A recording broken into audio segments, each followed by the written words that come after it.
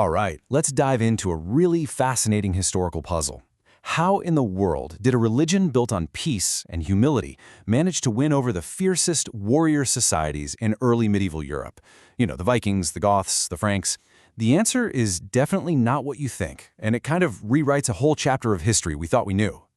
So our guide on this journey is a groundbreaking book by James C. Russell called The Germanization of Early Medieval Christianity. And the core idea here is that Europe's conversion to Christianity, well, it wasn't a one-way street, not at all. It was more like a collision, a total transformation.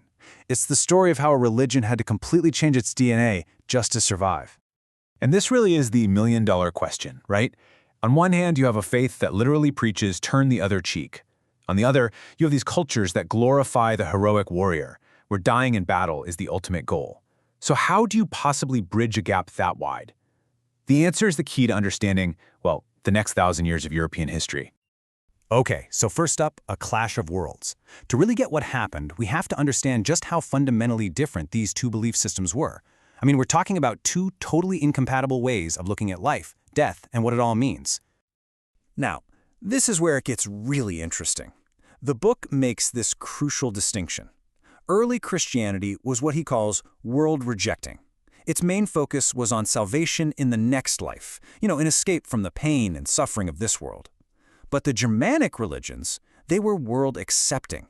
They were all about this life, celebrating heroism, fierce loyalty to your tribe, and achieving victory and glory right here, right now. So, next, let's look at the end of an empire. Because to see why Christianity took hold in Rome but had such a hard time with the Germanic tribes, you have to look at the social situation. The late Roman world was basically the perfect breeding ground for a world-rejecting faith. And the key concept here is a sociological term called anomy.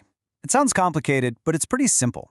It's what happens when a society's rules and values just fall apart. People feel disconnected, alienated, like nothing makes sense anymore. And that is exactly what was happening across the vast, decaying Roman Empire. This quote from the book just nails it.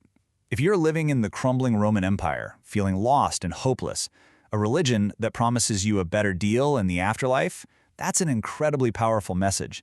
It offered hope in a world that felt like it was completely falling apart. But the Germanic peoples, they were the complete opposite. Their societies were built on these super tight-knit family groups, this incredible sense of solidarity and collective security. They were not suffering from anomy. Their world made perfect sense to them. So a religion that appealed to the lonely and despairing, it just didn't land. It didn't solve a problem they had. So if the Germanic peoples weren't going to change for Christianity, what do you think happened? Well, Christianity had to change for them. And this is where the story takes a really fascinating turn. This sentence right here is the heart of the entire book. For Christianity to actually take root in Northern Europe, it had to start speaking the local language, metaphorically speaking. It had to become a religion that a warrior could actually get behind. It had to be Germanized. And what did that actually look like? Well, Christ was reimagined. He wasn't just a humble savior anymore. He was a powerful, victorious warlord, a heavenly chieftain. The saints, they weren't just pious role models, they became mighty supernatural champions, patrons who could help you win a battle. The whole focus shifted from quiet inner faith to very loud outer displays of power. God's favor was now proven through victory in this world.